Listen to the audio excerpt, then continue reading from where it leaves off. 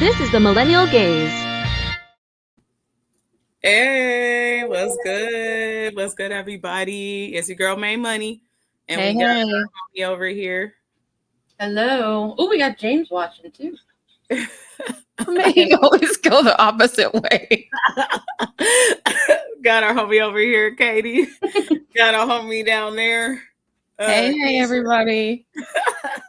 Hey, James. What's up? Hey, happy Labor Day. I hope you haven't been laboring.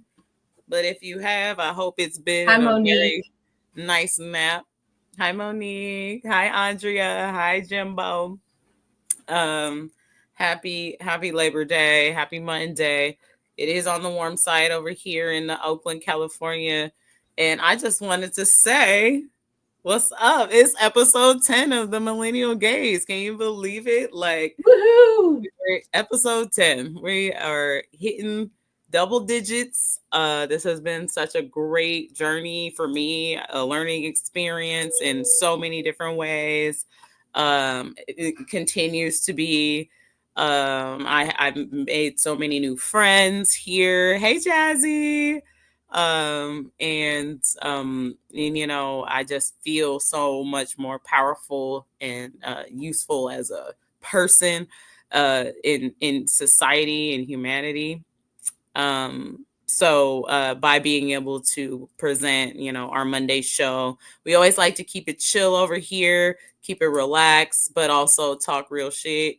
And yeah, so Katie, Keisha, chime in on episode 10 and what you've gotten and gained from this. Yeah, I really like it.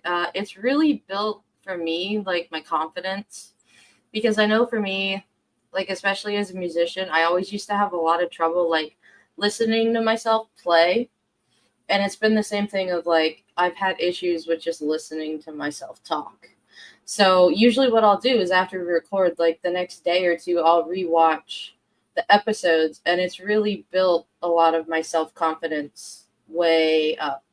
And, like, my family can see it. My therapist sees it. My husband, you know, they all see it. Wait, your therapist watches it? Mm-hmm. Yeah, I should let my therapist watch it. Yeah, I've shown her some of the videos and stuff, and she loves it. She's like, I love this so much for you. Oh, I love that. She's amazing. So I'm just so grateful to have found like this community and all these amazing people, and it definitely just makes me feel way less alone. So thank you all very much. I'm not even sure how I got here. May asked me if I want to join one show, and then somehow I've just been on all the rest. You're like our producer, though. I am. I enjoy it, and sometimes I feel like I'm cosplaying as a millennial because I'm on the border. I'm an exennial, but I do feel more millennial than Gen X. Sometimes I hear Gen X, I'm like, what? So I consider myself an exennial, but I dig the millennial stuff, and it's been really fun doing this, and I've enjoyed getting to know the two of you better. And I love our chat family. Same. Yeah, totally. So, hey, and we love everybody in the chat. We got new homies like Jazzy and Monique and everybody, even on the We the People panels. You know, it's not just millennials. But you know, this is kind of our space that, you know, we're able to channel the viewpoint that will be here and will be around for a while. And that's why I thought that this channel or this point of view was kind of important.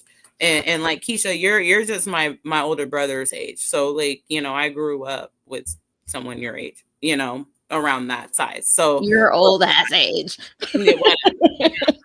But and so you know, it's just I feel like, you know, our general kind of umbrella of age group, we gonna be around for a while, and we have been around for a while too, like enough to know the old and the new and the ugly and the good and the bad, and we gonna sit here and we have a future ahead of us as well. So Andrea says congrats on 10 years, and it feels like 10 years just with how all this news goes and shit. Holy crap. For fuck's sake, man. Ugh. All right. So that's all we really wanted to say. It's our 10th episode. And then of course we the people, we have our voices on the edge on Fridays. I don't do that one because I need some time off to just do my own shit. But Wednesdays we have our, just regular panel with everybody, and it's actually filling up. So, it's been a growth, and it's been a lot of fun. So here we go. All right. So Keisha, you ready to get us in our first kind of Yeah, let's do it. topic? We're gonna discuss a little bit of this Gavin Newsom interview and Big bad Gavin. Let's go. Yeah, let's go. Let's just roll. Like they did at NVIDIA and AMD, people would be outraged. Are you kidding me? All right, I'm going to change topics again. No, I wake up, everybody. Wake up, everybody. Including Sean Hannity, who may or may not. Oh, yeah, well, I mean, Sean's very sensitive. So you debated on with Sean. Fox is sensitive. Very sensitive. We put a little mirror up to them. I saw that. They are so situationally unaware. I'm going to get to that. I'm going to get to that one We'll later. talk about their Yeah. I'm going to get to chatbots for Trump. Chatbots. Chatbots. Yeah. So you debated Ron DeSantis on Fox. Would you debate Arnold Schwarzenegger on Prop 50? I know. I have no interest in that. No way. What about interest? Because that's for you. It doesn't serve the public in any meaningful way. It's theater. Why wouldn't it serve the public? Because I don't think I'd. What about Donald Trump? What if he would debate you on Prop 50? I debate on profit. Come on, now we're having a very. I'm really proud of this in this respect. Prop 50, it's temporary. We maintain the Independent Redistricting Commission. By the way, as someone who has receipts supporting independent redistricting, opposed as mayor of San Francisco, one of the few Democrats in the state that publicly opposed the repeal of independent redistricting. We maintain the Independent Redistricting Commission, except for a temporary period, just for congressional seats to respond to this unprecedented assault by Donald Trump to try to rig the next election in response for the 26, 28, and 30 elections. It reverts back to its original form. We affirm our support for national independent redistricting, and we do it in the most there's never been a state in U.S. history that's ever put the maps to the voters. But what makes it's not only transparent, it's the most democratic. But why would they stop after 2030? Because the initiative ends there, and that's what we're responding to, the immediacy and the emergency in response to what Trump's about. And by the way. Okay, so if y'all didn't really catch that last part, let's bring it back to us. That he's trying to make sure that everybody's very clear about that this is a reactionary response to what's going on in Texas and potentially other places in red states, that Donald Trump is trying to go ahead and just steal elections and rig it any way that he can to go find votes from whoever is willing to capitulate to that type of bullshit, for real, right? So, and it seemed like that interviewer just kept just be like, so do you think, but what about this? And what about Arnold Schwarzenegger? Okay, not whatever that guy said, because it sounded a little off, Jazzy. Yes, I did see that. I'm like, ooh, you about to get somebody active up in here. I feel like go ahead, Katie. I feel like the interviewer was like just trying to get like clips out of Gavin. Yes. So they could like put it on Fox News and some bullshit. And Gavin's like, I don't have time for this theater. We need to figure out how to save this fucking country. Dude. Like, he was treating it like a game. Like, that's what some of these people in media do. Right. They treat it like a game. This is people's real fucking lives we're talking about. Right. This is people's lives. Like, this is people losing their health care. This is and then the audience is out there giggling too. And the funny thing about it that kind of pissed me the fuck off, and we'll see more of that as we go along. Just jump to the next timestamp for me, Keish, while we're doing it. But while I'm talking, yeah, like the audience seemed to still, he started to get increasingly more frustrated as he's talking to the interviewer and the audience, because they're like, oh, even though they're agreeing with him, they're still thinking that this is a fucking joke.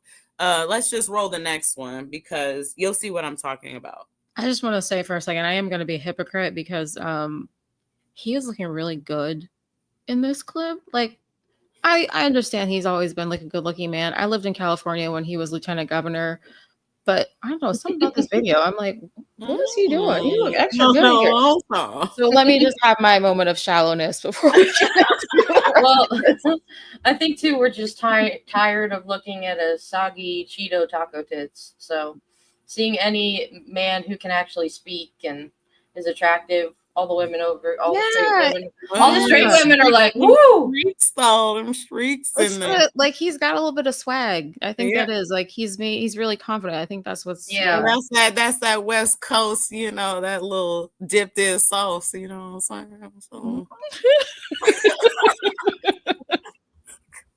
That being said, I would not vote for him just because he's attractive. Like you actually have to have. But he is doing some good stuff right now. Thank you for reminding me not to do that. I do appreciate you, Keisha. Bring me back. All right, let's watch more. It's not just what he did in Texas. You saw what he had yesterday. I hope everyone paid attention. But do you actually? He had the Speaker of the Indiana Assembly and he had the Senate in the Oval Office saying, you are going next, and threatened them to move in Indiana. These guys are not screwing around. But you don't think they'll stop after 2030? We're doing Republicans. The independent redistricting that we're putting in front of the voters. I get in this initiative, but period, full stop. After that, a temporary response. It needs to be a temporary response. It affirms, we are affirming support for independent redistricting, not just in California, but in the country. But we're not going to play with one hand tied behind our back. You just saw what happened, 5-4 decision. 5-4 decision on $800 million in NSF and NIH grants. The Supreme Court selling everybody out, selling Congress out. By the way, that was part of the rigged Supreme Court. Yet Gorsuch's on there instead of Merrick Garland because they don't play by the same set of rules. I'm sick and tired of Democrats being on the losing end in this country and our democracy being on the losing end. We have got to fight fire with fire. But I understand that's in Prop 50, but you're not saying you think Republicans are going to stop. I don't think Donald Trump wants another election. You think for a second I have 24 Trump 2028 hats. His folks keep sending me. It's not funny. You think he's going to run again? No, don't give me. Who spends $200 million on a ballroom at their home and then leaves the house? So this is serious, guys. This is serious. So it'll be Newsom Trump in 28. No. This guy doesn't believe in free, fair elections. He tried to wreck this country. Were you there January 6th?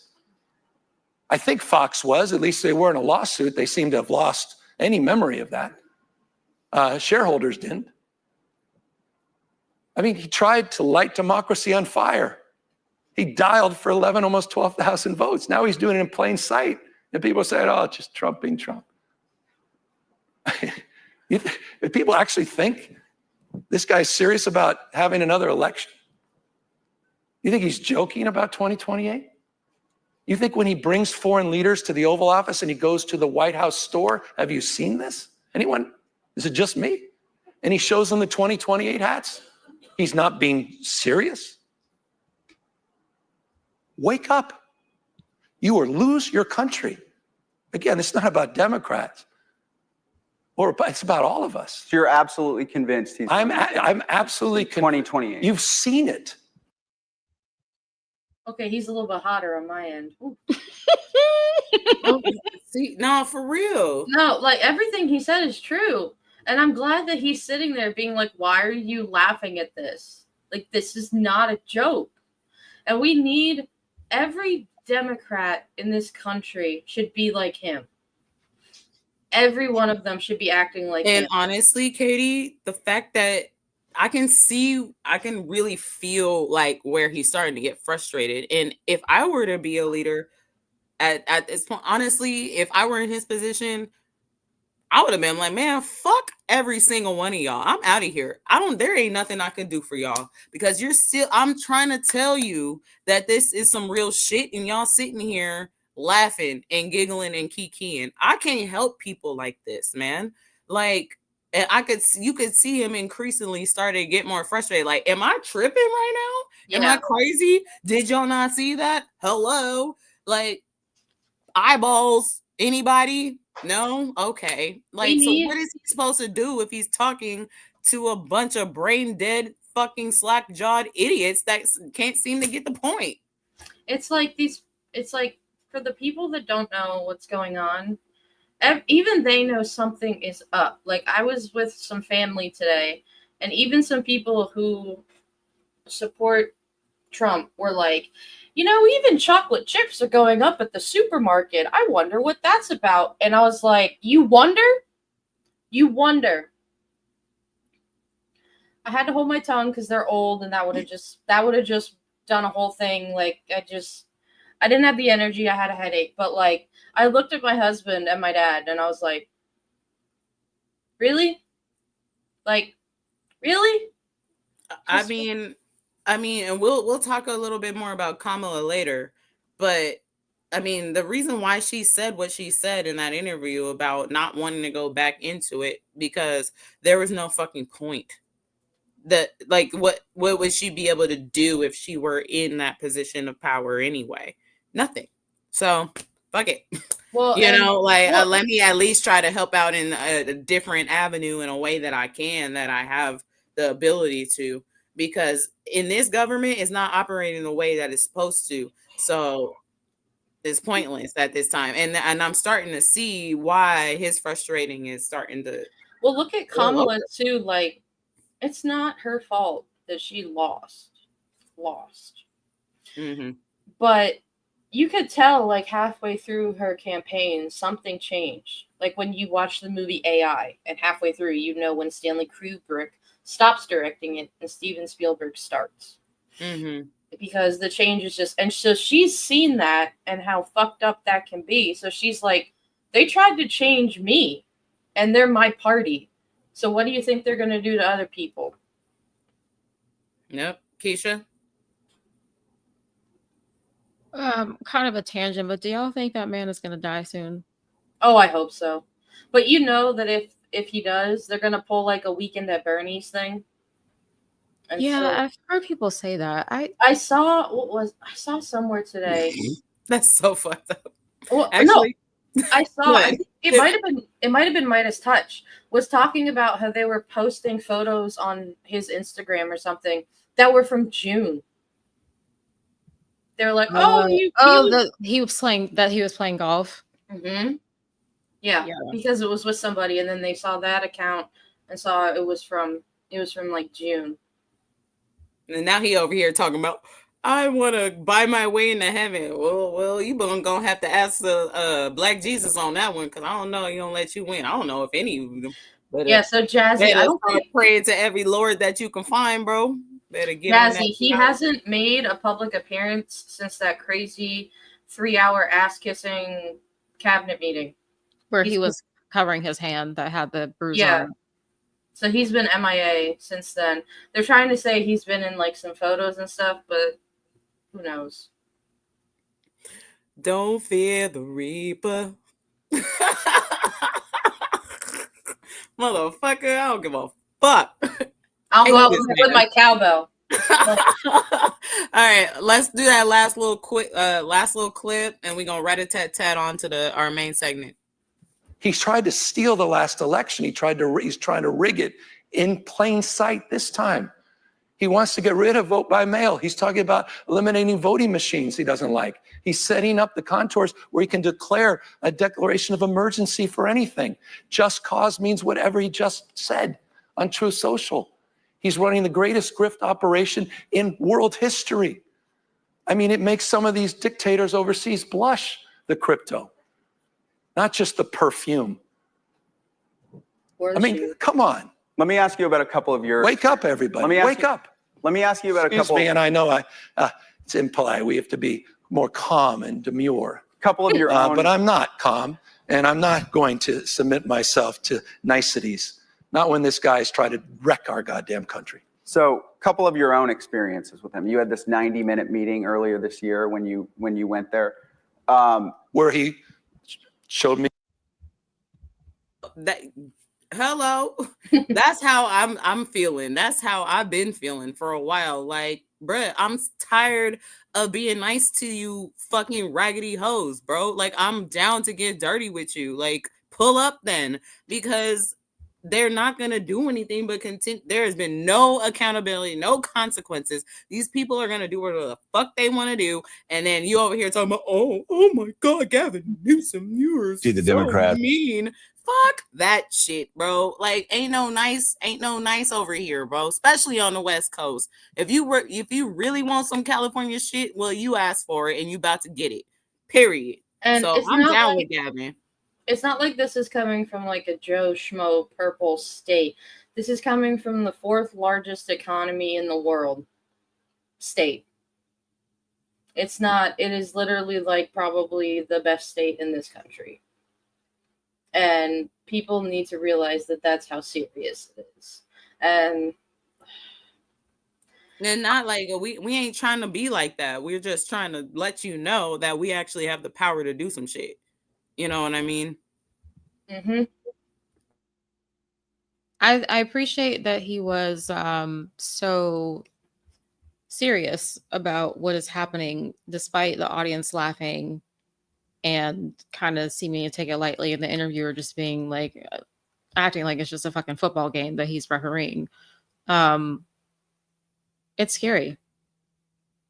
And he's right. People need to wake up. Gavin sounded like a mad teacher at his class. Yeah, no, absolutely. I think that we got to rise out of him a little bit there towards that end, where it's like, what the fuck? Like, I'm not about to be nice to this. Like, but he's genuine. People. He's genuine. The shit he says, it's not just for theater.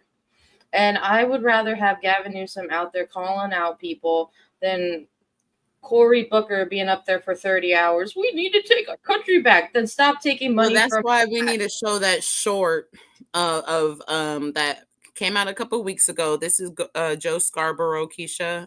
If you can pull that up for us. In his response, this maybe like 1 or 2 weeks ago, this is what this dumb bitch had to say. And let me know what y'all think.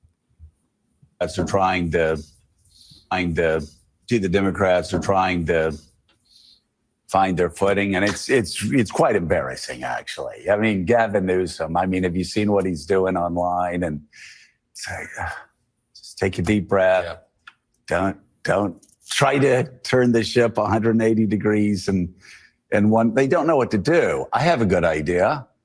Instead of trying to school Donald Trump, talk into the camera about affordability. Talk about making groceries more affordable. Talk about what you're going to do for housing. Talk about what you're going to do for energy prices that continue to go up. We heard the congressman yesterday talk about energy prices skyrocketing in New Jersey. Don't try. As I've been saying, Donald Trump's not on the ballot in 26. He's not on the ballot in 28. Yes, he is. The Democrats are trying to find their footing, and it's quite embarrassing. Yeah, you can click that one. If you don't think he's on the ballot for 26 or 28, then you're an idiot. You're a fucking dumbass. Hello, see, please, I need people like Joe Scarborough or whatever the fuck his name is to sit down and shut the fuck up. Do you not? I can't deal with people like this no more. What the fuck are you talking about? If you don't have anything good to say, then don't say anything at all, because you're over here trying to rip apart the one little piece of hope that we have in this situation down and talk about, talking to the camera and talk about affordability. Like, that shit is gone, bruh. Why would you even get on camera and say that, unless just say that, go on their side and go lick his booty hole, okay? Because we ain't got time for that. The thing about Gavin too is he can do multiple things at once. He's got people on his social media team throwing out all the Trump tweet bullshit, but then he's also out there literally giving speeches and literally doing things that are like, we're stopping this. Fuck that. Yeah. So he's doing more than one thing. And then we still got people like Joe Scarborough coming up and talking about, oh, well, maybe you should talk about gas prices. Like, this is also coming from the guy who, as soon as Trump won, went down to Mar. Exactly. So with his former employee turned wife. to make nice with Trump. Ooh. Why the fuck should we be listening to Joe Scarborough? Like, what have you told? What have you suggested that has helped Democrats win elections in the past? Like, who the fuck are you? Right. What is your qualifications to be telling Gavin Newsom what to do? Seems like he's doing just fine to me. Why are you here, sir? Some people just need to just go sit down, read a book. Money. I don't know. Scroll on, I don't know, play chess or something. I don't understand in general why Morning Joe is so popular. Like, I don't either. What? I really wish that would just stop coming up on my timeline.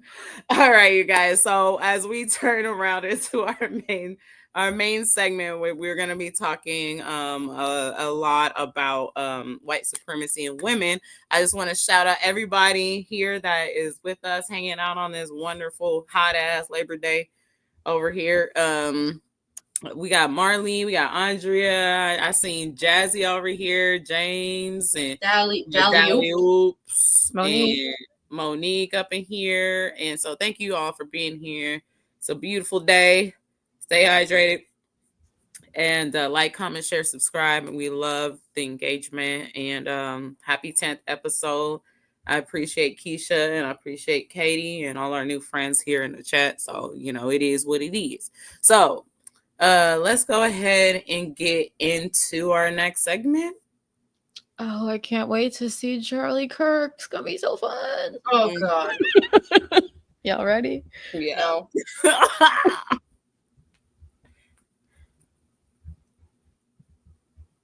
And so Taylor Swift obviously has plenty of mortgages. She's got more homes than I'll ever have. She's incredibly wealthy. But maybe one of the reasons why Taylor Swift has been so just kind of annoyingly liberal over the last couple of years is that she's not yet married and she doesn't have children. Oh, shut the fuck up. I say this non-sarcastically. I say this as a husband and a father. Having children changes you. Getting married changes you. And I hope that America's biggest pop star marrying the pharmaceutical spokesperson. Is Taylor Swift America's biggest pop star? I don't mean to. Okay, pause that. I think it's Beyonce. It's not Beyonce. Okay, so I actually really like this dude. Okay, so we're gonna go to no. I know what he's trying to say. Yeah. But no. Don't even worry about that. First of all, Charlie. Right, why is this in your business? Secondly, your hairline is a fucking disgrace to humanity, bro. Like, you have no business walking around with that hairline, bro. It is look at that. Somebody's doing that to you on purpose, bro. So, like, isn't his wife a doctor or something? Is she? I think. So, like, a doctor of what? A doctor of idiocy? I don't like. So is he the woman in the relationship then? If she's the one out there like making all the money, but yet he's out there being all like, men need to be alpha, women need to be submissive, blah blah blah. Bro, you're the biggest con artist ever. His hairline is trying to escape for dear life, just receding. I cannot stand people like him.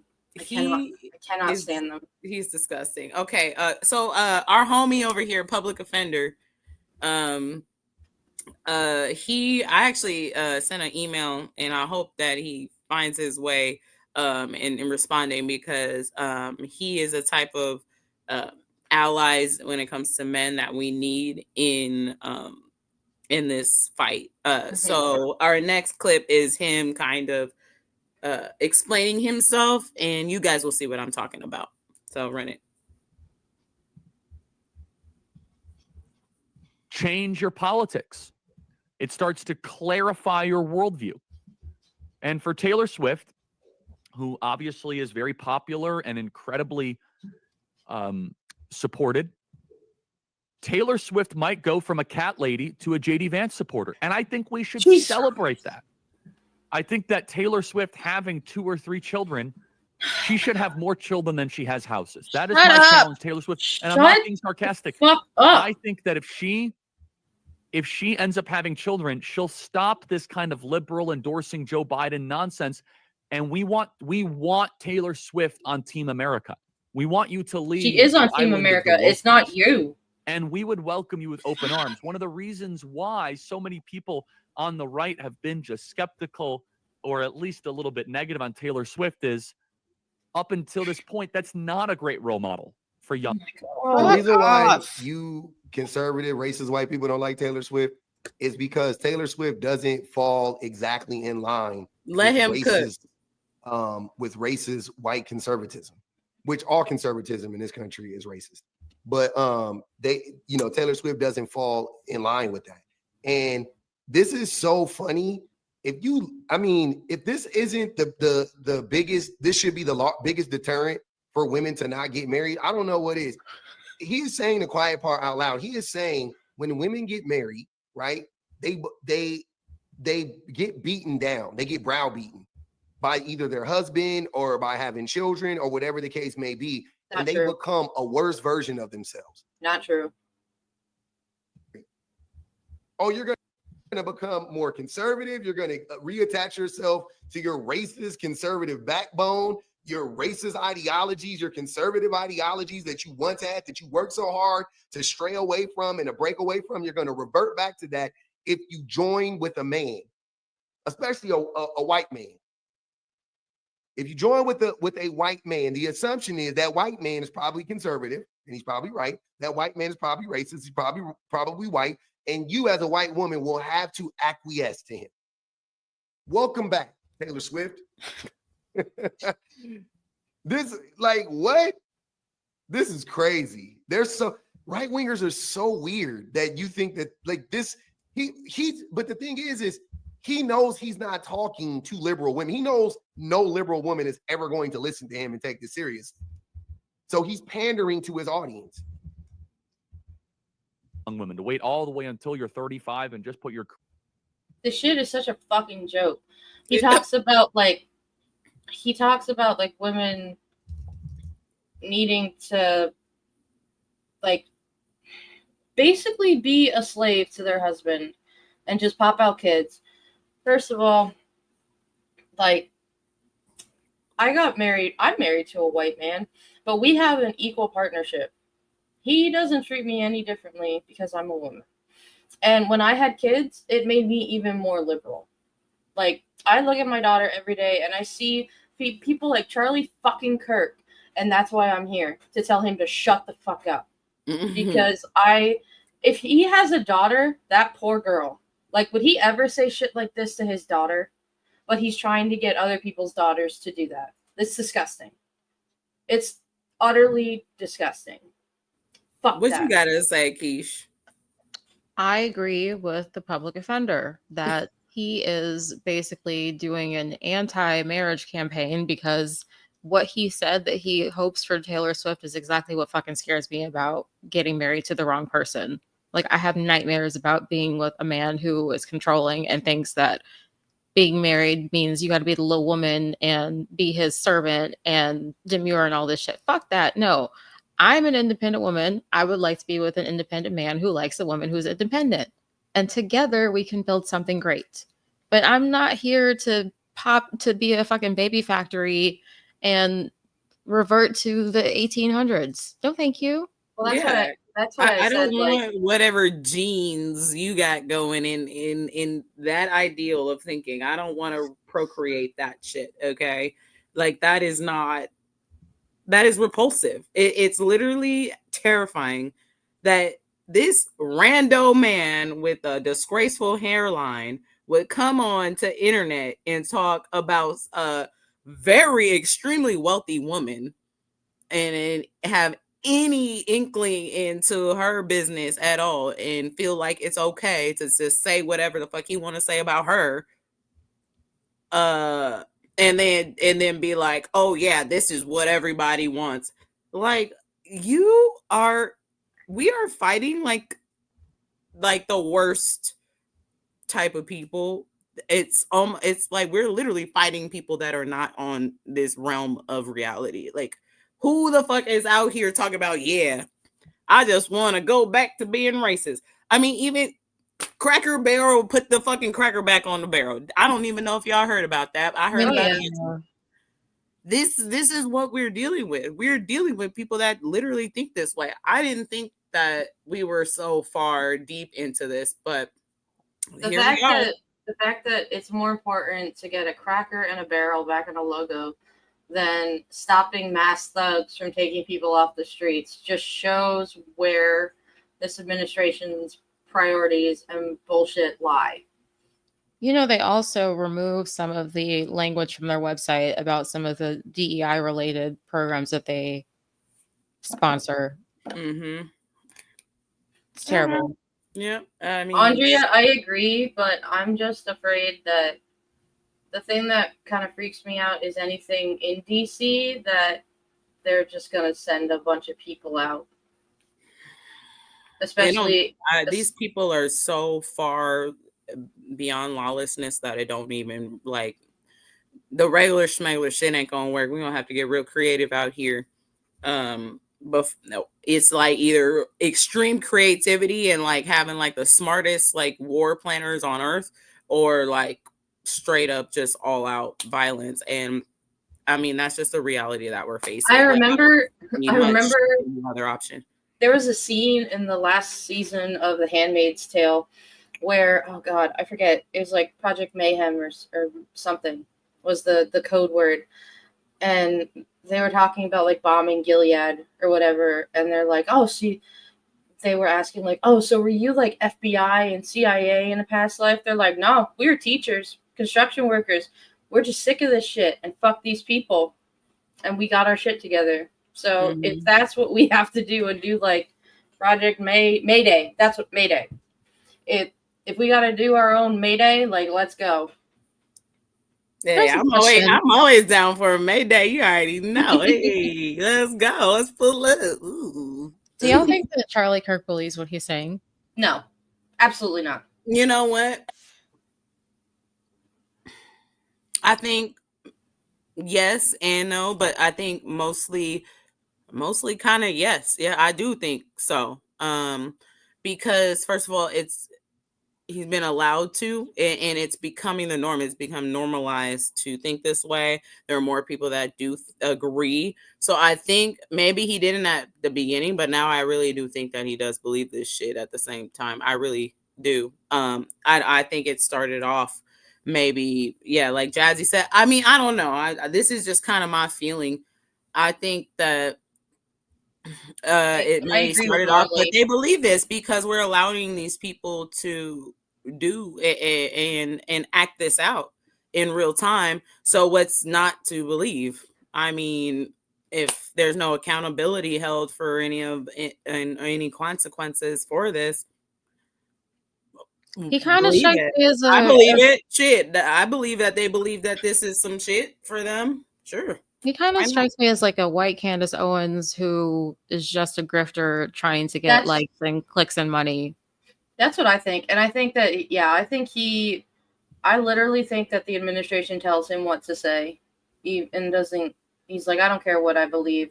Now, I do think that someone like Joe Rogan, as much as I don't like Joe Rogan, I do think that he was a little more like sincere, where you'll see in like some of these newer clips of him where he's like, why are we rounding people up? Like, that's not cool. Like, let's not do that. I think he means that. Mm-hmm. But someone like Charlie Kirk, who is literally just like, women need to kiss the man's feet and cook dinner and blah, blah, blah. No, he doesn't believe a word of that because his wife would beat his ass. Well, yeah, but then, but that's what they want it to be. They're trying to convince people that that's the reality, and it's working apparently. So that's where, well, and I mean, obviously not for fucking real ones like us, but like it works, and it has worked. So there is a little bit of reality here, and hey, if nobody's gonna be held who is, in charge. Okay, yeah, let's just go ahead and run that next one. Like, comment, share, subscribe. Whoop whoop.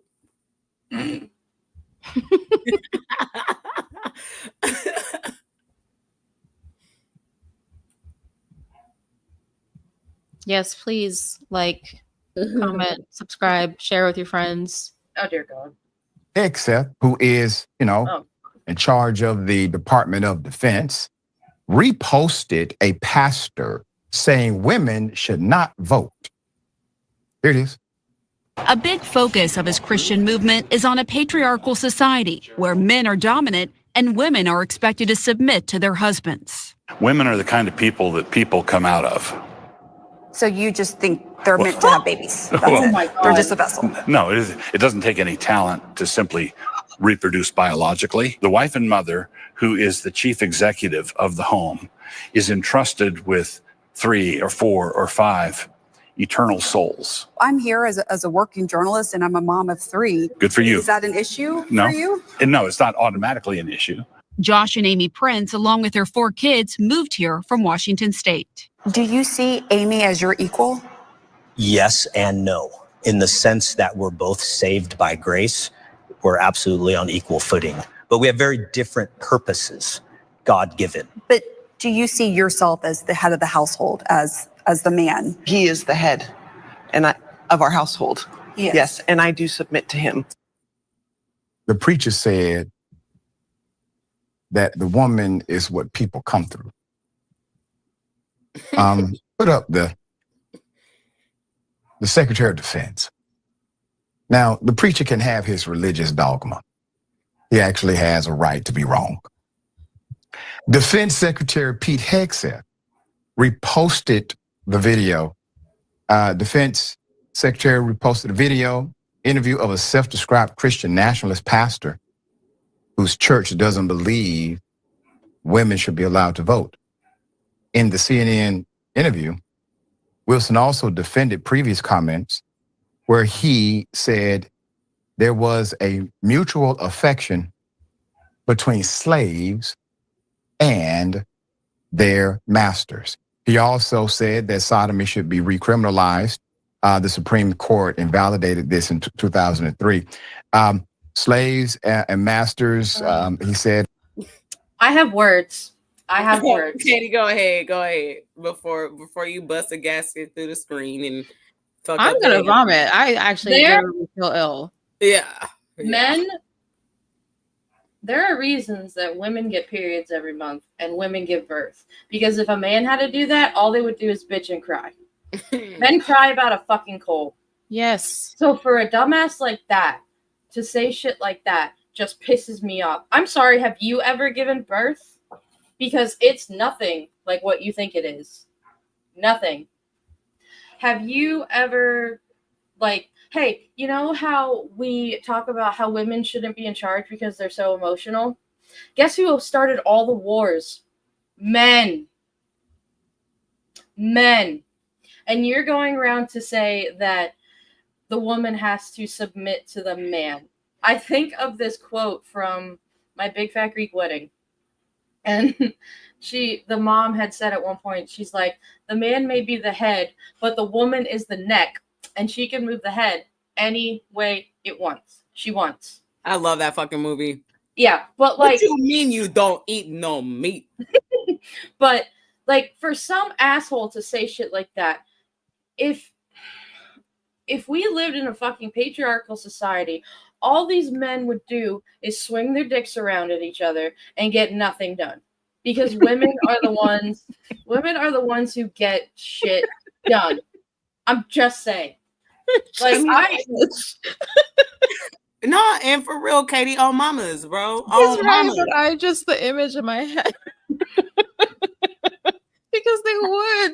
It is so dumb. It's probably they probably playing helicopters going like that in a room, not doing shit, kicking each other in the dick to see who can take the most pain. It's so dumb. I'm sorry. I know there's wonderful men out there, but there are also a lot of fucking idiots. Hey man, if it ain't you, then it ain't you, man. I shouldn't have to clarify that for you. If you aren't. So many men just love to assert their dominance by talking about how great they are. When I've learned in my life that the people that talk about themselves the most are the biggest dumbasses. I'm just saying. Especially men.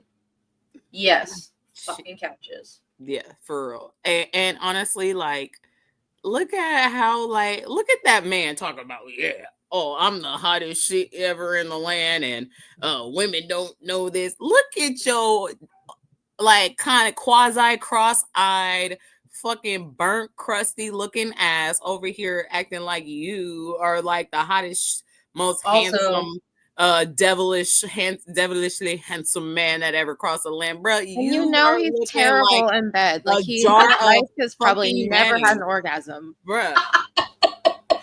You are looking like a fucking old jar of mayonnaise right now, talking about the best thing that ever happened. If you don't get your ass out of here with your opinion. Does he think he was brought here by the stork? Because who birthed him? I think he might have been. Do you have any idea what a woman's body goes through in 9 months when they're pregnant? Like, bro, you just think she's 4,000 things that can happen to a woman's body when she's pregnant and after. Like, I like bow down to women who have had babies because that is some shit your body goes through. Teeth be falling out? No, thank you. Hair falling out and growing places. Horrible. That sounds absolutely like the scariest. And like, but these men, men like this also love to be the ones that are like, oh, you're glowing. This is the most magical time for women. Shut the fuck up, bro. Like, and also someone kicked my balls and I'm gonna be debilitated for the next 10 minutes. They be mad about waking up in the morning, bitch. If you don't get out of my face with that bullshit.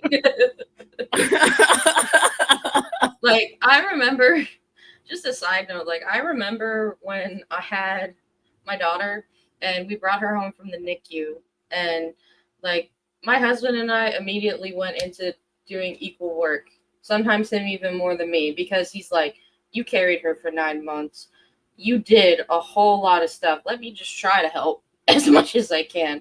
Like, but most men will be like, you're the mom, go do that. It's like, do you not realize that a woman's body is healing while trying to care for their child?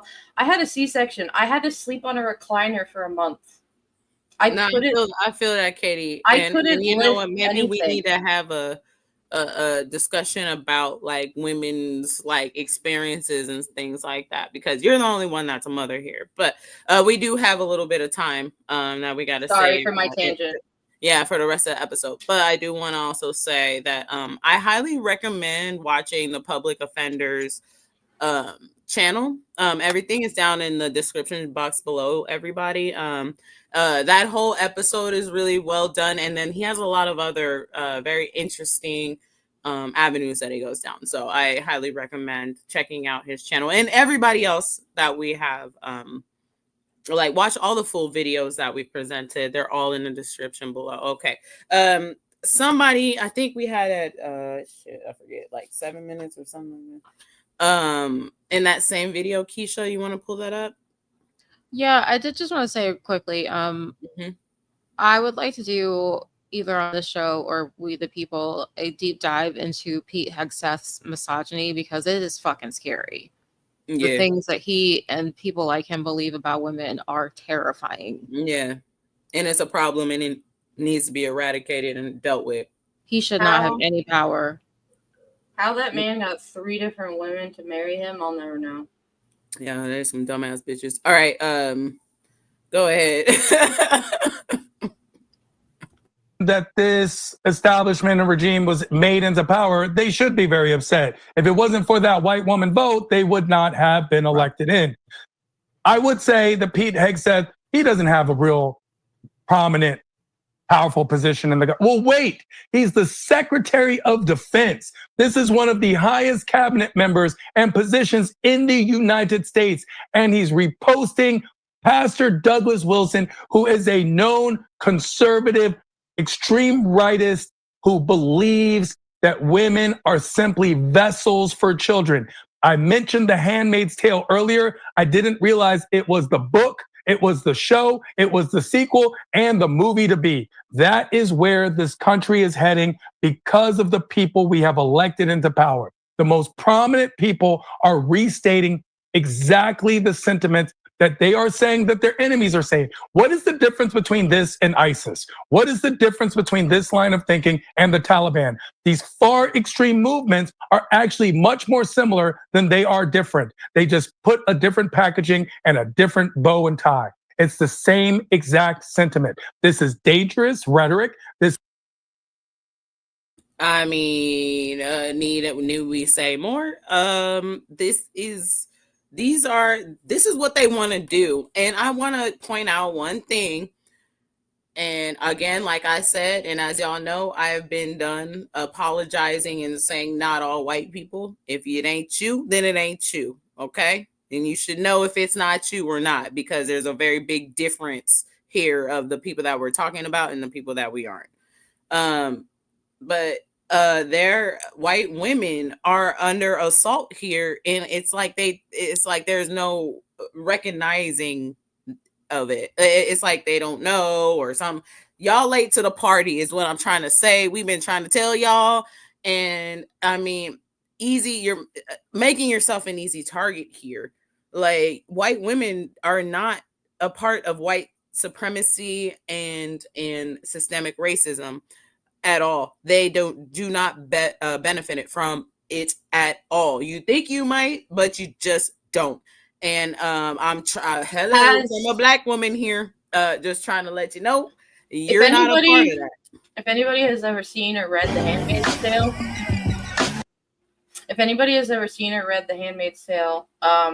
I think her name's Regina, the wife. No, is it Regina? I don't know what the wife's name is. The wife of like the head. Oh, yeah, I know what you're talking about, the blonde woman in the show. Yeah. So she's like, when you see the recaps, she helped him start Gilead. Like a dumb bitch. It was more of her idea than it was his. And then one of the things that they had was like, women can't read. Women can't do this. Women can't do that. And she's like, but I started this movement. I helped. And they're like, we don't care. Women can't have money. Women can't have money. Women can't have any power. And even, yes, she did get her fingers cut off. Like, she thought she married somebody else who she thought supported her. Second they got married, he was like, all right, I entertained your little daydreams. Now submit to me. No. If you don't think that they're talking about you, you need to wake the fuck up. Mm-hmm. Yes, proximity to a white man is not a benefit.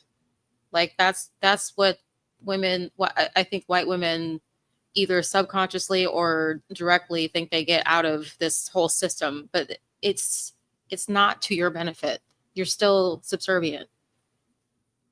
Yeah, no, absolutely. I think they're, the closer you are, the worse, it could be for you, because first of all, you think you're all good when you're not. At least as black people, we at least know, who the enemy is and who's trying to fuck with that's us. what it is. Thank you, Deanna. You know what I mean? We at least know that, like, oh, bad over there. We're not getting snaked up on, and it's very clear that they don't fuck with us. But white women need to really kind of wake the fuck up, because y'all shit getting fucked up and you don't even know it. And that's really the end and all of the story. We can continue, and it's just gonna keep going, anyway. It's like, I don't know if y'all have this, but I know people who they're liberal, but they will be with a conservative man because they love him. I don't understand. How can you be with someone who would vote for Trump or even think about voting for Trump, or anyone who would threaten to take away women's rights? Like, my husband and I have this conversation like all the time. Thing, I think maybe. Like, I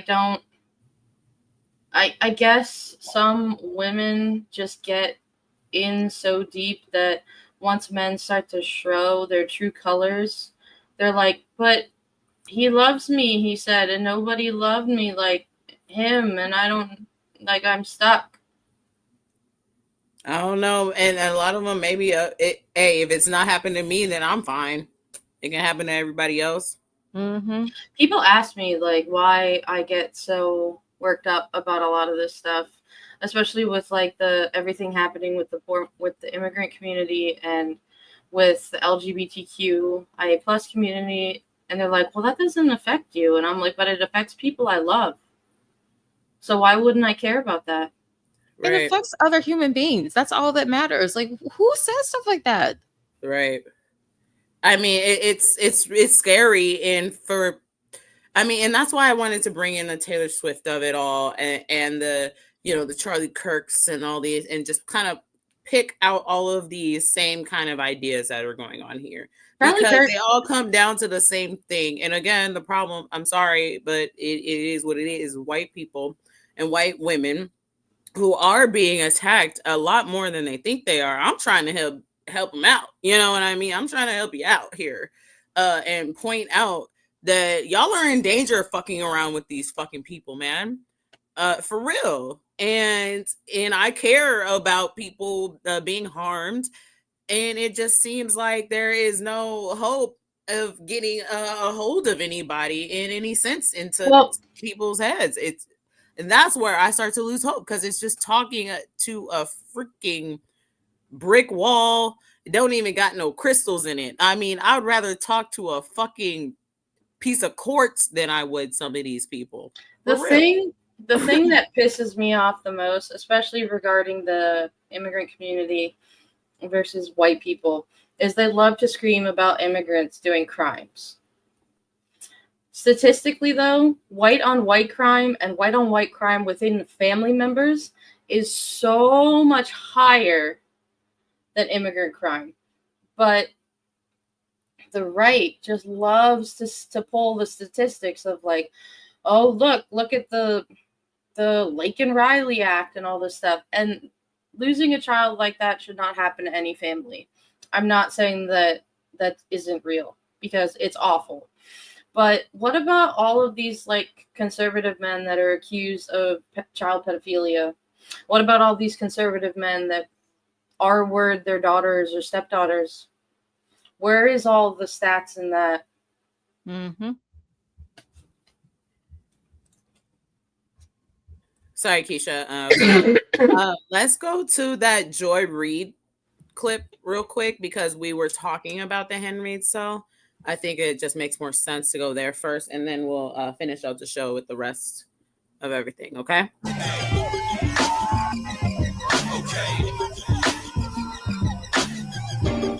To breed mule. Fertile women are turned into breed mules, enslaved by wealthy right-wing Christian couples who desire children that the wives cannot bear on their own. And so the handmaids are chained to the household, subjected to rape by the commanders, and forced to hand their children over to the green-dressed wives to raise as their own, with the help of also enslaved Marthas, who in the novel were most often women of color. The Handmaid's Tale told of a right-wing version of America called Gilead, which came into being after a violent insurrection by Christian nationalists who enforced a theocracy on this new, violent, and terrifying nation, where being gay or lesbian was a crime punishable by hanging, and being a woman meant only 3 possible things: bearing children for right-wing Christian couples to raise, wifedom, or servitude. Now, if you think that kind of dystopia would never be goals for any reasonable American, then you haven't read Project 2025, the Heritage Foundation's playbook to birth a Christian nationalist America with similar rules and mores as Gilead, enforced by similar violence and dogma. It's a Okay, so I mean, this is what we were just talking about, and I didn't even know this really about like the white woman kind of role in this until I started kind of doing a lot more research, and it's scary. There's another role that Joy didn't mention. Oh, she does, and I highly recommend everybody watch that in its entirety. If you haven't, the other role is literally being a whore. Mm-hmm. They have this place called Jezebel's, which I think was in like the Washington D.C. area. That of course is illegal, but all the powerful men go there all the time. So, you know, but you know what? Shit like that still falls. It takes a while, but it can fall. The thing about the show is, I did read the book, and Margaret Atwood said that everything that she wrote was based on things that had already happened. Mm-hmm. So somewhere in society, whether it's U.S. or other countries, those things have happened. Totally. She just 100%. compiled it all together into a bigger tale, and it's a fucking nightmare. Yeah. And I will say, I know, May, you were commenting, like, oh, if I watched the show, it gave me anxiety. I had so much of it when I watched it. It's a great show. It's really well done. But I will say, if you get weak at all, or like stuff can get heavy, I don't know if you should watch this, because there is a lot. There, you got to take breaks and stuff like that. You know. Oh yeah. I can't, I can't watch too much of that. Like yeah. It's very good, but it's very scary. I had to stop watching after season 2 because it was just getting to be too much. It's just you see a lot of parallels where you're just like, oh my god. Yeah, I mean, I don't like to be close up, all up on my shit. You know what I mean? Like, I like my fantasy to be fantasy. Yeah, let's go to the. And again, this has to do with like what happened to white women that I didn't know about. Pregnant outside of marriage. Many unwed, particularly white pregnant women and girls, were sent to what was called maternity homes, where they were often coerced into surrendering their infants for adoption as soon as they were born, often without even giving them time to consider it, and with paperwork that barred them from ever finding or even contacting their children again. Per the Associated Press, in 1883, the first Florence Crittenden home opened in New York as a place to reform unmarried fallen women who were encouraged to keep their children. The goal changed by the middle of the 20th century when maternity homes began placing most babies with adoptive families. The so-called baby boom was happening not only among married couples. A rise in premarital sex coupled with a lack of sex education and little access to contraception led to more unplanned pregnancies for unmarried women and girls. Abortion was not yet legal nationwide, and single motherhood bore. So I really highly implore everybody to watch that whole thing. Link should be down in the description below. Like watch all the way through that project, or that the word is escaping me, that whole video. Because she goes in on some shit, and I learned a few new like knickknacks. I knew like the kind of idea of it, but it's actually a lot more interesting than you think. Have you noticed a lot of people in their 80s and 90s had like 15 kids? Does that have something to do with that? Jazzy, you know what? That's a really good question. I think it might have some correlation with that. My grandmother. I mean, we got to do our research. I'm not going to go ahead and say I'm like an expert on it, but I mean, if I were to guess and do well, some you research, also needed kids to work, and kids also would die. So the more kids you had, the more chances you had of some of them surviving. Yeah, and then women also were again just little shoots for humans, apparently, with no autonomy or anything. So if that's what we're all only good for, of course, 15 kids, sure. And then grandma can just go ahead and die peacefully, taking care of everybody else but herself, right? Something that scares me about a lot of this, where they talk about like banning abortion or contraception or not having sex ed classes, even if they were to ban abortion completely in this country, it would still happen, and people would die, and people would get sick. Dying.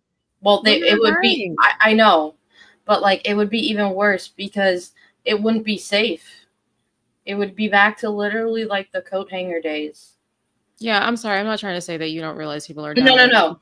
I understand. But like no matter what they try to do, it's just going to get worse. Yeah, we are humans. You can't tell humans not to do things and expect that they're just not going to do it. Like, that's why we have laws and try to have some kind of system to reinforce, like, don't do these bad things. But there are things like, if you're going to force me to have a baby that I can't afford to take care of, there's going to be problems. Or can't afford to, or can't even have, maybe because my body like is having a hard time and I can't even afford to get the medical care that I need to actually have the fucking baby that you want. Like, I mean, these people are the words that I got for these people, I mean, like, are not through the internet, I'll tell you that. There's literally women that have been told, like, if you get pregnant, you will die. Pretty much, that's black women. And people just think like, oh no, that's not right. Even though they got their doctorate from WebMD, like, bro. You know, one thing I saw today, I was gonna add it, but I didn't have enough time. But I did see something that said that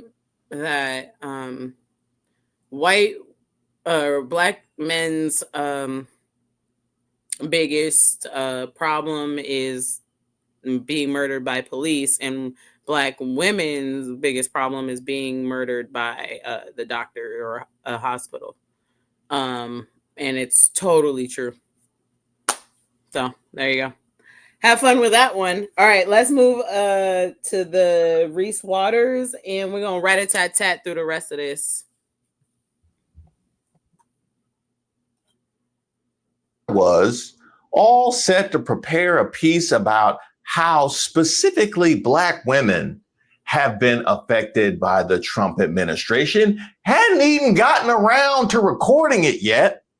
The economy now, where staggering numbers have been released surrounding Black women in the labor force. A new report shows more than 300,000 Black women have left the workforce in just the last several months. That's according to the U.S. Bureau of Labor Statistics. Joining me now is gender economist Katika Roy to break this all down and why they're leaving. Katika, thank you so much for being with us.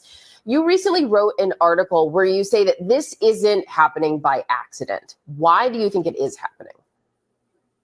This is happening because of cuts to public sector positions. So if you look at the federal labor force, Black women make up just over 12% of the federal labor force. It's about double their representation in the labor force overall. And when you have targeted cuts up to 50% in organizations such as the Department of Education and HHS, you're not just trimming the fat, you're actually cutting the economic backbone for Black women.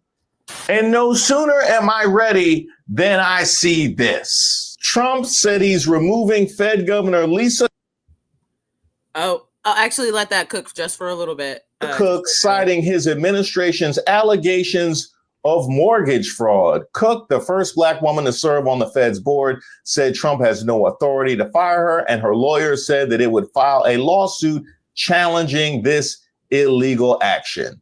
In the letter, Trump writes, pursuant to my authority under Article 2 of the Constitution of the United States and the Federal Reserve Act of 1913 as amended, you are hereby removed from your position on the Board of Governors of the Federal Reserve effective immediately. And it is always pretty rich to hear from pursuant to my authority under the Constitution from Donald Trump.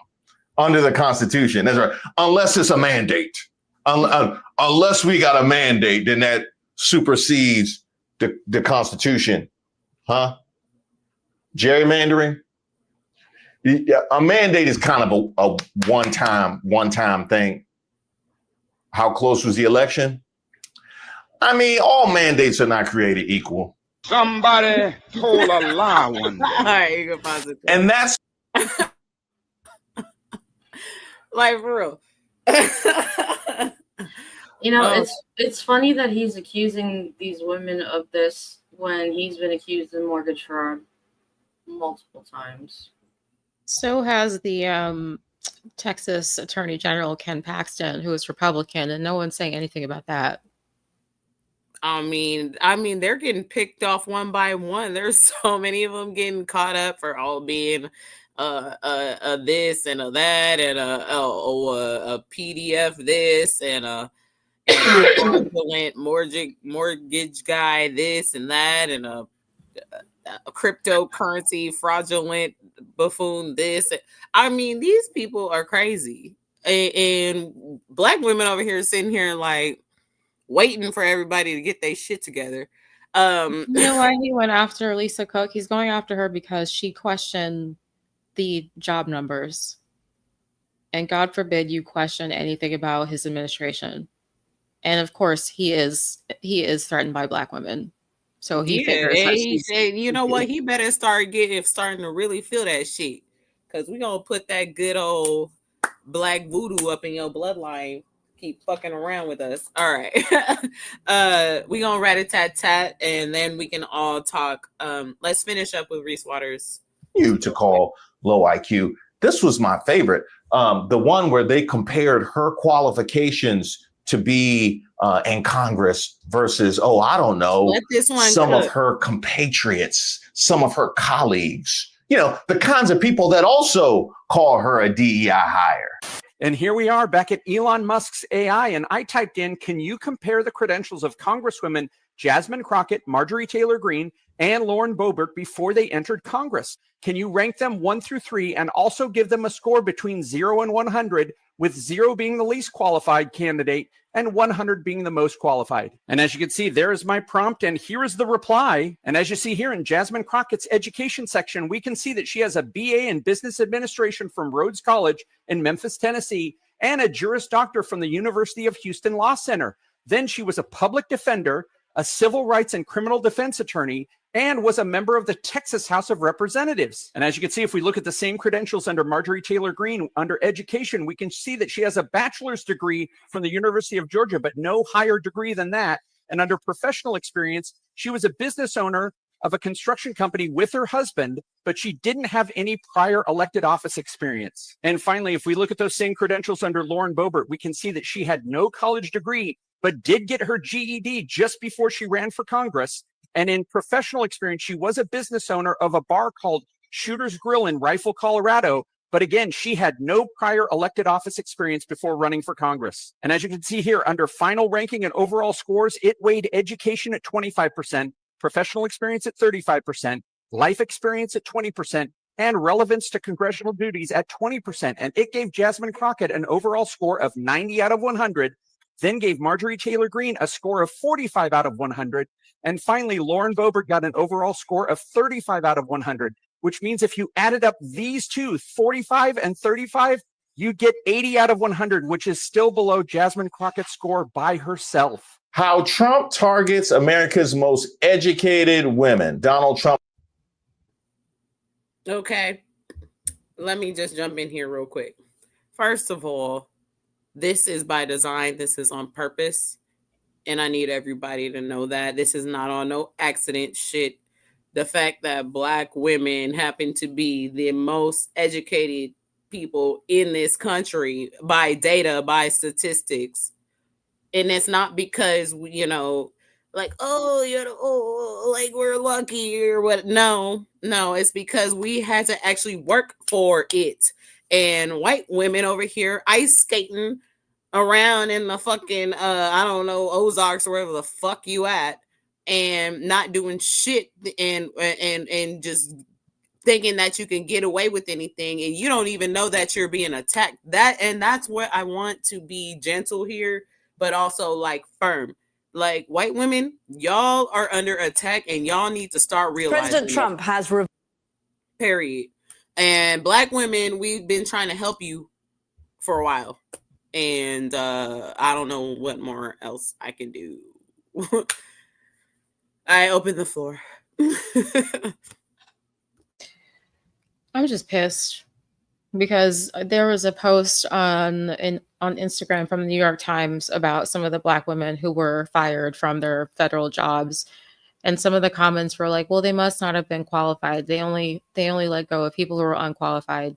And it's like, we have to jump through so many hoops and do so much to accomplish so much just to be taken seriously and be given an opportunity. And even after all of that, still have some fucking numbskull, orange Cankles, McToggle Tits, whatever they call him, question our intelligence and our qualifications. After all of that, so many women who work so hard to get to where they are for these federal jobs that used to be jobs that were secure and help you build an economic future, and it's just thrown out the window because of this fucking idiot and his being threatened by women who are powerful.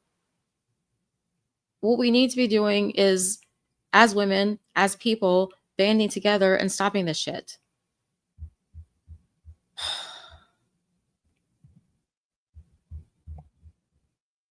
What? I'm just. Oh, I was trying to point at Katie, but it's this way. I'm just.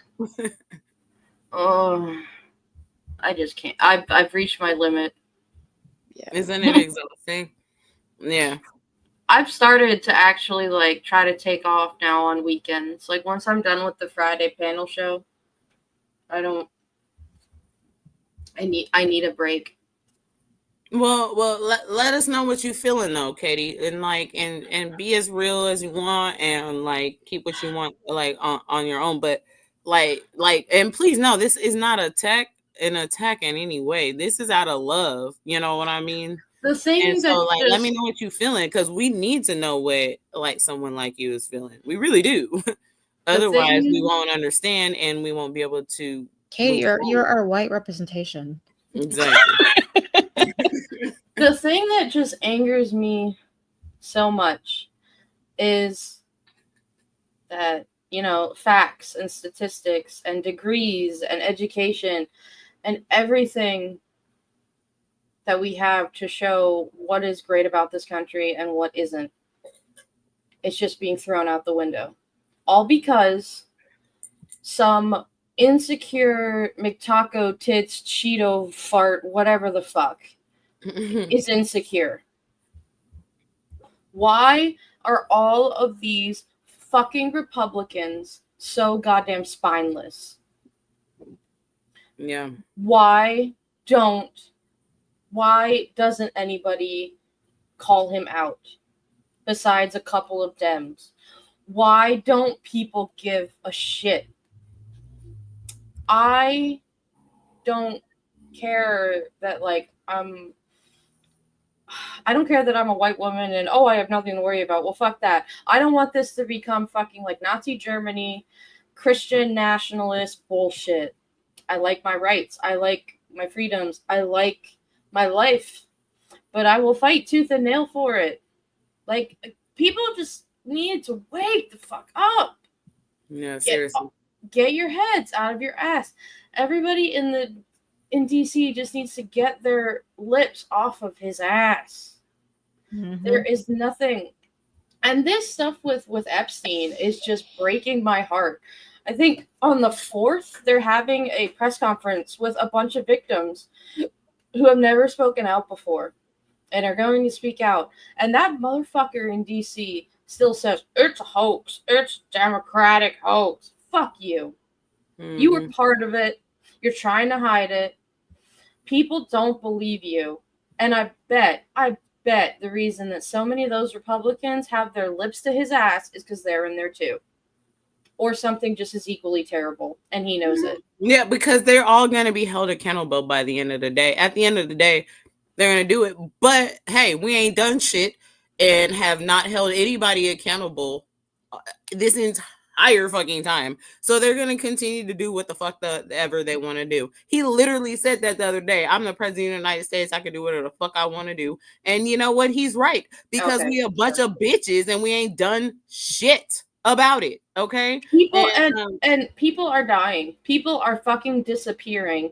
Yeah. Not just immigrants. And then I see a comment here that says, why aren't those 300,000 women camping out in front of the White House? Nah, bruh. What the fuck? Nah. Camp your ass out in front of the White House. Why the fuck would black women camp out in front of anybody fucking house when we were the ones that voted for the damn shit correctly? No, you sit your dumb ass out there because y'all voted for this. So don't ask no black women to come and camp out in front of shit. Period. Is anybody? And another thing I'm sick of is the term illegal aliens. I'm so fucking sick of that term too. because all of these poor people that have come into this country not in the proper legal route. First of all, that's not even considered a crime. It's it's a misdemeanor. Second, you don't know what they came from. You don't know their backstories, but yet you're just willing to send them not to their own home country. Let's send them to fucking Uganda or Sudan, where we just know they're gonna die. Oh, who cares? Actually, Fuck you. You know what? I'm kind of mad at Abrego Garcia because we did a whole bunch of fighting for him, and his ass, he took his dumb ass back to the damn courthouse. Why would you do? Okay, we ain't even gonna go into that. Let's rat-a-tat-tat on to the next because we ain't got time for this. We got lastly, let's finish up and then let's finish up. Revoked Secret Service protection for former Vice President Kamala Harris. A senior White House official tells NBC News the vice president typically only gets 6 months of protection after leaving office. But a Secret Service official says President Biden had signed an executive memorandum in January to extend protections for Harris to 18 months. It's only been about 7 months since Harris left office. A senior advisor to Harris issued this statement in response. The vice president is grateful to the United States Secret Service for their professionalism, dedication, and unwavering commitment to safety. This is not the first time that Mr. Trump has ended Secret Service protections for someone. Former National Security Advisor John Bolton had his security detail terminated just hours after Trump returned to the White House in January. Bolton served in Trump's first administration, and his home and his offices were searched by the FBI earlier this week. Protections were also revoked. And that is my phone going off. I apologize. Protections were also revoked for Mr. Trump's former Secretary of State, Mike Pompeo, and a former top aide, Brian Hook. Then in March, Trump ended Secret Service protections for President Biden's adult children, Hunter and Ashley. What does it all mean? Let's bring in Washington Bureau Chief at USA Today, Susan Page, and MSNBC senior Washington correspondent and co-host of The Weekend, Eugene Daniels. Susan, quickly, I mean, this is all this news. So that was the information about what our last little short segment. So what I want to say about this, first of all, this shit is so unnecessary. He don't know shit about anything that's going on in exactly yet. Why the fuck? I'm not going to the White House to camp out nowhere. Fuck that. But why would he spend all this time when he's damn near on his deathbed to be like, oh, let me go through and read something for the first time in my life and find out that her security was extended, and to go ahead and rescind that. And that was an intentional doing, period. That wasn't and he's done this intentionally to other people, as we will come to find out in this last little quick segment. Thank you for being here. But so I think, and let's just continue. Let's just keep rolling through this. So breaking news. President Trump has revoked Secret Service protection for former Vice President Kamala Harris. A senior White House official tells NBC News the Vice President typically only gets Eugene Daniels. Susan, quickly, I mean, this news is just coming into us, but what's the legality of this? If President Biden had extended the protection and then President Trump overturns President Biden's offer, is this just like an executive order that a president can overrule and so he can go ahead with this? And what do you think it means? Absolutely. It's up to the president. It was up to Biden to extend it. It's up to Trump to decide that's not what he wants to do. That's why you want to pass laws instead of just signed executive orders, because they have more staying power. In a way, it's not surprising. Traditionally, vice presidents get 6 months of protection after they leave office. On the other hand, we live in a very violent time. We know that every day. Pause this. And then we're going to go into just cue up the vets react to it, Keisha, while we're just talking a little bit about this, because I see something going on in the chat. So breaking news. That is Donald Trump just made one of the most reckless and that's what we're going to go into next. This is not our fight anymore. I'm going to let you know this right now, Jimbo. Go fight for your job. This is not our job. It never was our job. They don't want it to be our job. Black women are at the bottom of the food chain here. So for you to tell us to go fight for our job. So let's just pause real quick. When this is all said and done, right? When this is all said and done, what are we going back to? Are we going back to systemic racism and regular schmegular white supremacy, white nationalism, and going about that every day? Is that what we're going back for? Is that what I'm sitting on here on this channel to fight for right now? Is to go back to systemic racism? Is that what I'm fighting for? Because I'm telling you right now, I'll let these motherfuckers fuck everybody up. Because I'm not fighting for that. When this is all said and done, if Black women have the equal rights as everybody else in this motherfucking country, then everybody gonna be good. But I tell you on my mama, bro, I am not fighting for everything to go back to the regular schmegular way. Okay? And I think some of y'all got me twisted on why I'm here on this fucking channel. I'm not going back to that. That's not what I'm fighting for. I'll dip out this motherfucker right now on air if that's what you think I'm doing. Period. What we need is allies. What we need is white men, honestly. White men and white women to fight. Because we only have so much power as Black women.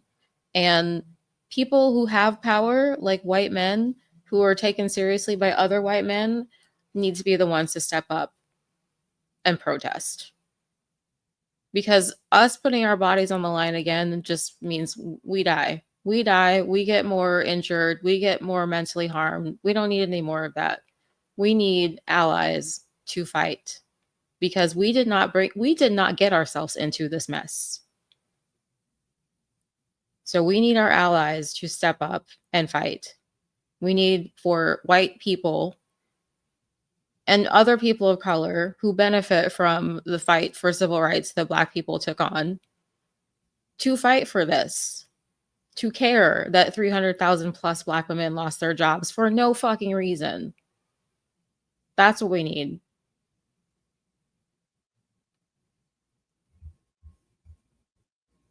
But that's all I gotta say. Can we continue? Yep. Breaking news. Donald Trump just made one of the most reckless and dangerous moves we've ever seen from a sitting president. He revoked Secret Service protection from Kamala Harris, a former vice president of the United States. Now, I want you to think about that for a second. A former vice president, one of the most high-profile women in America, a woman who has been threatened, vilified, and targeted for years. Trump didn't just cut her protection. He deliberately ripped it away at the exact moment she's about to launch a nationwide book tour where she'll be in front of crowds, cameras, and strangers every single day. I'll tell you, that's not coincidence. It's calculated. By law, former vice presidents only get 6 months of Secret Service protection after they leave office. That 6 months ended for Harris back in July. Normally, her protection would have stopped there, but President Biden saw the writing on the wall. He knew Trump would go after his political rivals. He knew Harris was still a target. So Biden extended her Secret Service protection through January of 2026. Trump didn't just roll back a policy. He overrode that extension. He chose to personally strip away the one safeguard standing between a former vice president and the constant stream of threats she faces every single day. That's not leadership.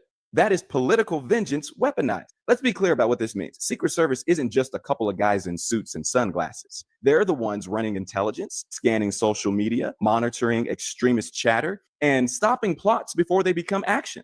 They're the ones coordinating with local police when Harris steps into a public arena. They're the people who make sure when threats surface, and they always do, those threats never reach her. And Trump, he ripped that away. He left her to fend for herself with private security that will never match the scope, the reach, or the intelligence capabilities of the United States Secret Service. Now let's ask ourselves why.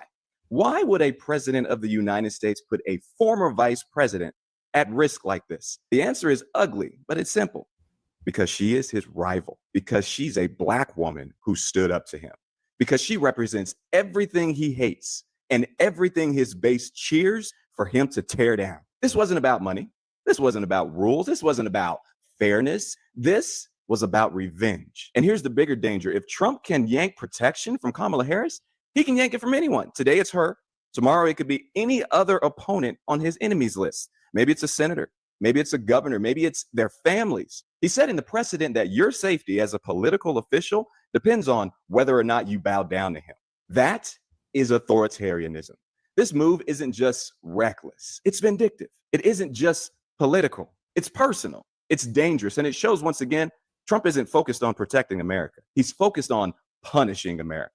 So don't let anyone tell you this is just procedure. Don't let anyone downplay this as normal. This is Trump using safety as a weapon, turning protection into punishment. And when a president starts deciding who deserves to be safe and who doesn't, we're not living in a democracy anymore. We're living under a ruler who thinks he can decide life based on loyalty. And that's exactly what makes this move not only ridiculous, but terrifying. Hey, you know what? All right.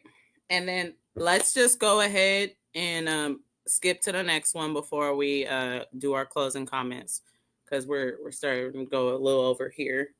But the last person I did want to share with our audience. Yep. Mr. Chappelle, first name Matthew. I'm retired military. I'm proficient with small and a lot of other stuff that I ain't gonna really say up on social media.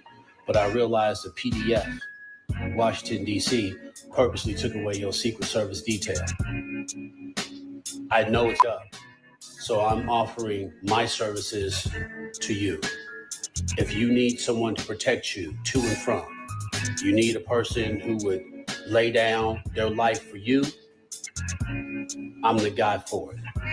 I talked to my wife, it's all good. We're both from Oakland.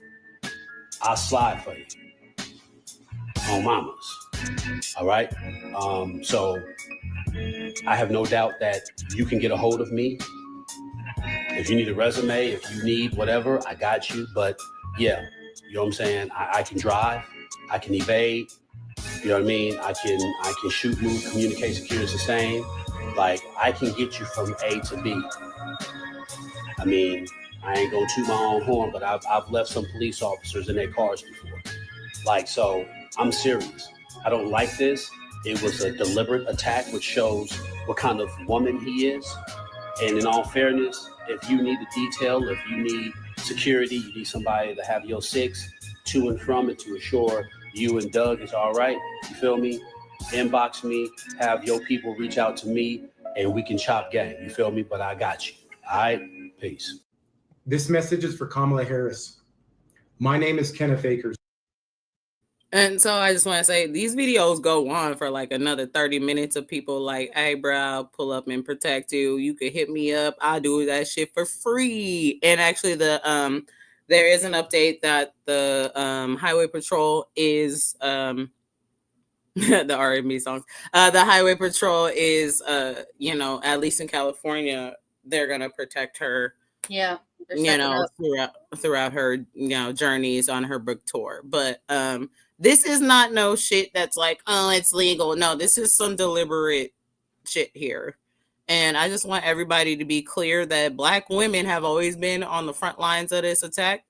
Black women have been out here trying to let everybody know, and we are over here not being listened to. And the audacity to say that we need to go ahead and fight for our fucking jobs when we could barely even get them if we're like overqualified is insane to me. No, you go ahead and do that shit, because we ain't doing that shit no more. Y'all need to figure that shit out. And that's what this whole, if you haven't figured that out from this entire episode, then watch it again. Maybe you'll get it next time. It just shows how like petty and mean and just it's just disgusting.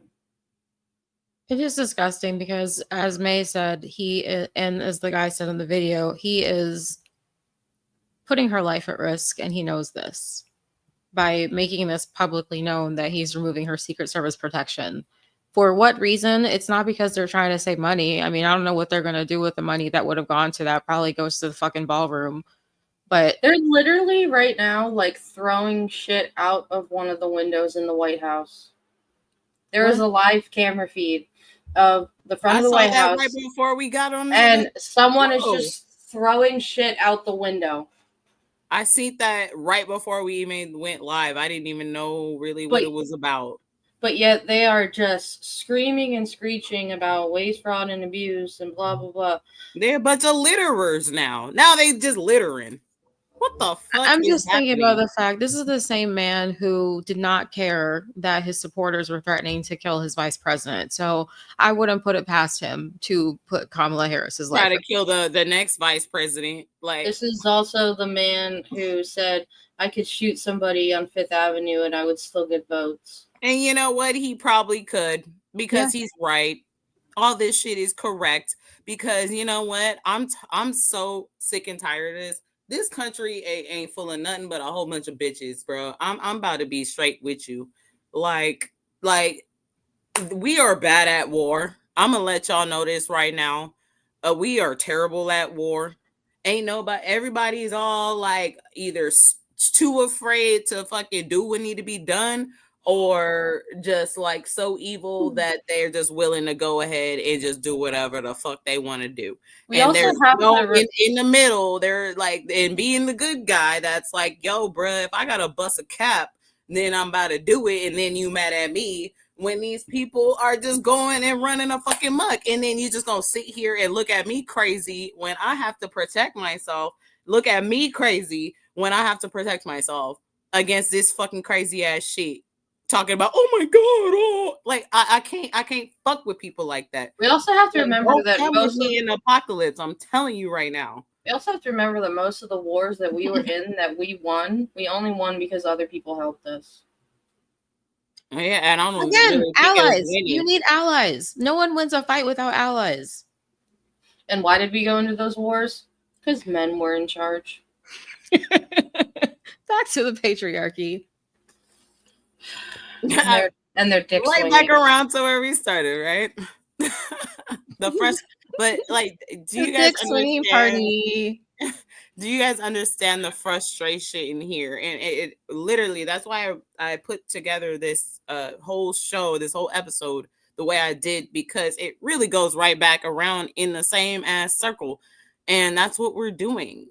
Now, yes, we do get it, Jimbo. We do get it. But we're going around in a circle here, and something has to break the cycle. And I'm letting y'all know this right now. It's not gonna look nice. It's not gonna look pretty. It's not gonna be what you want it to be. And a lot of people are not willing to fight to go back to systemic racism in the way that it was. So if we're willing to actually put some energy into this fight, then I'm gonna need y'all to get this motherfucking shit together. Otherwise, May Money, I'm gonna let you know this right now on air. I'll let them go ahead and have their way with this fucking country, because they already been doing this to Black women from the jump. Okay, y'all need to come down here with me. Someone like me who has been struggling, someone like me who has had pretty much nothing but being blessed to have like one of the best families on the planet in Oakland, California, and being one of the most beautiful places. But I'm not fucking around with people that want to continue this. I'm not doing it. So if that's what y'all want, I'll let these motherfuckers have their way. And so you have to find out the hard way, period. And that's on mamas. All right. Let's try to wrap it up, because let's wrap it up, because I knew this one was gonna go a little bit long. But let's do our final thoughts. It's Labor Day. Watch the show from Friday. We have a great segment on the history of Labor Day. A lot of people fought. And actually, talking about unity, the Black Pullman porters for trains had white allies join together with them to strike so that they could get fair pay and fair treatment. And that made a difference. It made a huge difference and helped spur a lot of different improvements in the workforce. So I just want to shout out Labor Day. I'm grateful that we have a holiday to recognize the fact that people work hard, and we should have safe and safe working conditions and dignity in our jobs.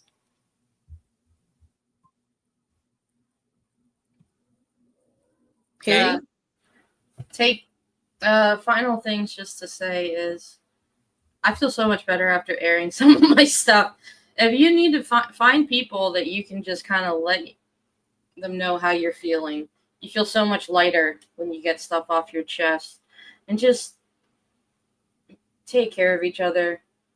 Find some ways to joke and laugh because it helps during all this. Take breaks from all this if you need to.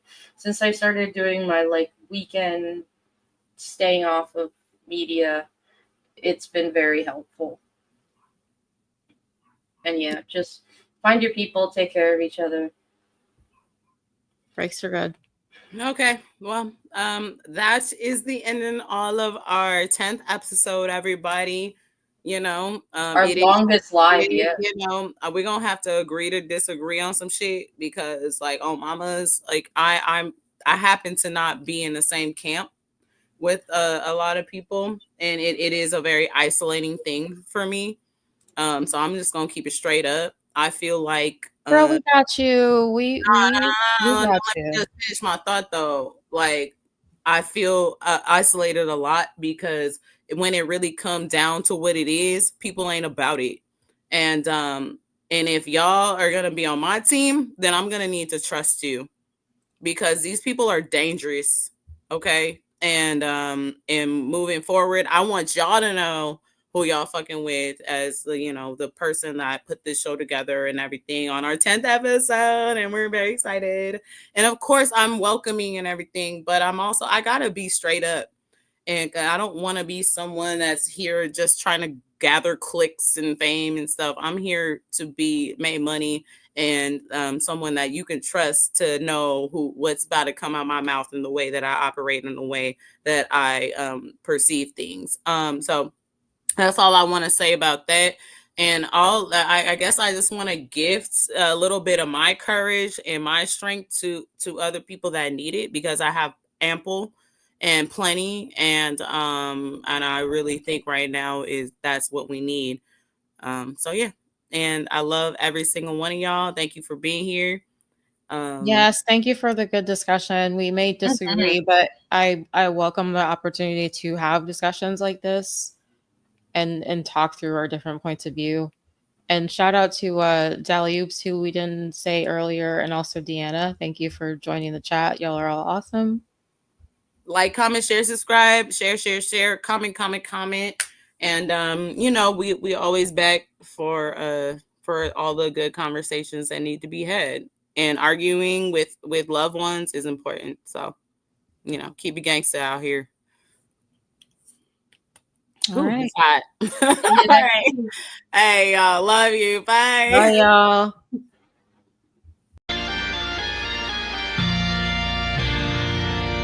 This is the Millennial Gaze.